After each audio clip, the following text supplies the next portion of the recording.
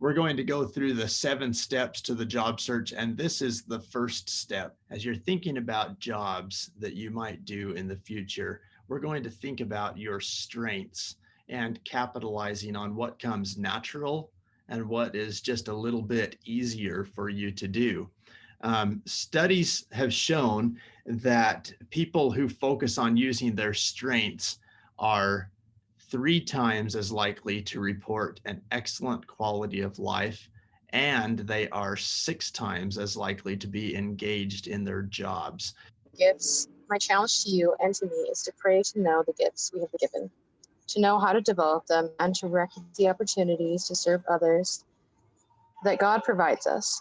But most of us, I pray that you will be inspired to help others discover their special gifts from God under the iron. So when you're thinking about strengths, sometimes we can use strengths and gifts interchangeably. In career services, my whole drive, my whole mission, my whole passion is helping you as students be able to go forth and serve. So I'm a certified strengths coach. In strengths, they use some terms like name it, claim it, and aim it. A lot of times we don't even recognize what our strengths are. Sometimes we think that everybody is, naturally as good at something that comes easy to you, and you don't realize that it's actually unique to you. It's good to recognize what your strengths are. And we should pray to understand and know what our spiritual gifts are. And then we should own them. We should claim them. And we should think about times that we've used them. That helps us not only in the interview when you're interviewing for jobs, but it just helps us to be more confident in selecting a career path where we can build upon our strengths. And that leads to aiming it. Flexing our talents, intentionally practicing and developing these talents. But the first one is to identify activities that you're naturally drawn to and determine ways that to do more of them. Second is focus on things you pick up quickly, invest in ways to master them. Third, rely on activities you naturally know the steps to complete. And fourth, incorporate activities that provide moments of unconscious excellence, where you might say to yourself, how did I do that? You just did it kind of without thinking. And then fifth, appreciate things that give you energy, activities where you think, when can I do that again? You think about your strengths and you think about exploring careers. There are so many different things that you could be doing, different opportunities. And we have a few things that I want to just share with you and make sure that you're familiar with. So I'm going to jump over here to our website, careers.byu.edu. And if you come down here to explore career options, there's going to be some great resources here. Okay, so you've got career assessments. A lot of you have taken career assessments, and some of you might have been disappointed in your results. Now that you're a little bit older and a little bit more mature in your self-understanding, it might be a good time to take a career assessment. The results might be a little bit more impactful to you, and you might be able to process them a little bit deeper. You might not be drawn directly to the occupations that it's recommending for you, but you might be able to process, wow, why did it tell me that I would be a good bus driver? You can take a strengths assessment. And like I said, there are about 25 Gallup certified strengths coaches, and I'm one of those. But at our homepage right here, you can click on the Gallup strengths assessment right there as well. And then you can also schedule an appointment with a certified coach, right? A lot of people really like this. This is something that we subscribe to, and so if you access this website through our website, what can I do with my major? You'll be able to click on different majors and read about different options for how to use your major. And then there's several different links beyond this that we won't take time to go into. Experience.byu is a new website. And there's some resources there for different opportunities to get some hands-on experience. On-campus internships, if you go to oci.byu.edu, this is a great opportunity to spend, 5 or 8 hours a week doing an on-campus internship. and then also attending career fairs. And those are good opportunities to just talk to people in different industries, and you can use those for exploration as well. Job shadowing also. But if you were to call somebody up and just say, hey, I'd love to just see what a day in your life is like at work. Can I spend, and you don't even have to do a full day. You could do a half day. Could I spend half a day with you, just following you around, asking some questions? And you make connections. Not only is it good for exploration, but you'll make connections, and sometimes those connections lead to opportunities. There are some great networking resources as well. LinkedIn, Career Shift, careers.byu.edu. We talked about the alumni database. You have full access to our alumni database. You can look up alumni there, and then connect.byu.edu.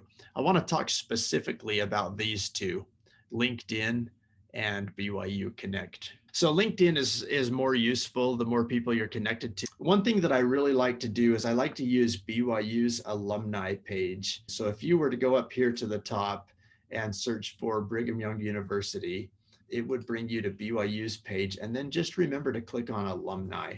And then we have 213,000 alumni profiles that are searchable by keyword, or by where they live, or by where they work, or if you click here on next, by what they studied. We could put it in here and we could see who the top employers are for one of your majors, exercise and wellness. But you could add another major there as well if not a lot showed up. But 3,161 students, and here's the top employers. Where do our exercise and wellness graduates go? Okay, let's do Huntsman Cancer Institute. If we were to click on that, then you'd come down here, and here's the 7 graduates that are working at Huntsman Cancer Institute, and you can see what their job titles are, and you could click on some of them and you could see if they did a graduate degree. So if you were interested in program manager, click on her and you could see kind of what her career path was. And that's sometimes good as far as career exploration goes, just to see what people's career paths are and how they got to the position where they're currently working. And then you could reach out to her. You could go to alumni.byu.edu and look up her email address and reach out to her. One other resource that we have for finding people's email addresses is Career Shift. And if you were to go to byu.careershift.com, you could look her up right here and you could find her email address here. This is where you'll get their business email address, because they're checking their business email addresses more frequently than they are maybe the email address that you would find in the alumni database. If you want access to Career Shift, you'll need to go to byu.careershift.com, and in the chat, I'm just going to put the access code for BYU so you don't have to pay for this. It's BYU alumni 18, and you have to capitalize alumni and BYU. The other resource that I wanted to show you is BYU Connect, connect.byu.edu. Under Explore the Community, you'll be able to search alumni. They've opted into this networking platform. They're willing to be mentors. These are the ones that are willing to take you to lunch and talk to you. And so reaching out to these alumni can be really helpful too, as you're networking and exploring. So when you reach out to people, it's more successful if you have a video chat or an in-person chat.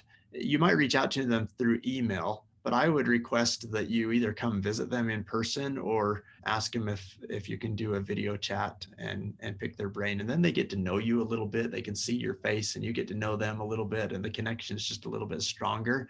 And then ask them questions about them. So start out by questions about them and their career path, and have a whole list of questions prepared that you might want to ask. And don't be afraid to veer off of your prepared list. Then after you've asked questions about them, don't forget to ask for advice. What advice would you give somebody in my position if I wanted to follow a similar career path, or if I'm thinking something maybe a little more like this? And then ask for referrals. I just can't understate the power of networking and talking to a lot of people. And I'd just like to conclude with this quote from Steve Jobs. Again, you can't connect the dots looking forward. You can only connect them looking backwards. So you have to trust that the dots will somehow connect in the future. You have to trust in something, your gut, destiny, life, karma, whatever. This approach has never let me down, and it has made all the difference in my life. Steve Jobs. That's been my experience.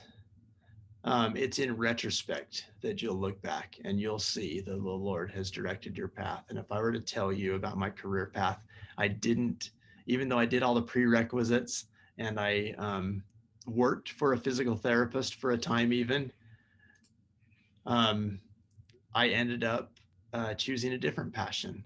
And I ended up going to a different graduate program. And I ended up, just doing my best to make good choices and to follow my strengths, as we talked about at the beginning, and doors were opened, and it was amazing. It's been just an amazing career for me, somehow ending up here at BYU and being able to help college students make sense of their education and go forth and serve.